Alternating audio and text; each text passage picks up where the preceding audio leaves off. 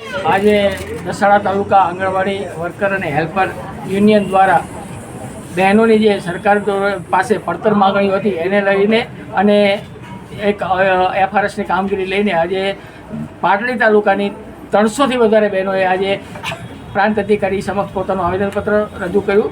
એની અંદર પોતાના જે મુદ્દાઓ રજૂ કર્યા એની અંદર એક BLOની કામગીરી કે જેની અંદર ધોરણ 7 પાસ હોય એવી વર્કરો જે જૂની ભરતી થયેલી છે એવી પાસે અંગ્રેજીમાં ફોર્મ ભરાવવાની કામગીરી સરકારશ્રી દ્વારા કરાવવામાં આવી રહી છે. તો એક એનો વિરોધ કર્યો છે કે ભાઈ BLOની કામગીરી અમને ના અપાવ, પ્લસ ICDSને લગતી તમામ કામગીરી કરવાની સરકાર દ્વારા પરિપત્ર છે તેમ છતાં એ કામગીરી કરવામાં આવી રહી છે.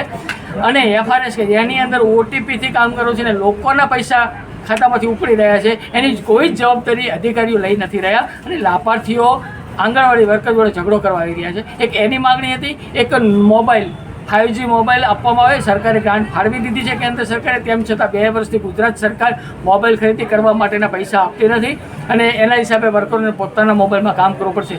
એક આ મુદ્દો હતો. અને નાસ્તાના પૈસા 1 રૂપિયાના 20 પૈસામાં પહોંચાય નહીં અને ઇન્સેન્ટિવના પૈસા ચૂકવાતા નથી. આ બધા બાબતોને લઈ અને આજે તમામ વર્કર બહેનો અને હેલ્પર બહેનોએ પોતાનું આવેદનપત્ર આપેલ છે.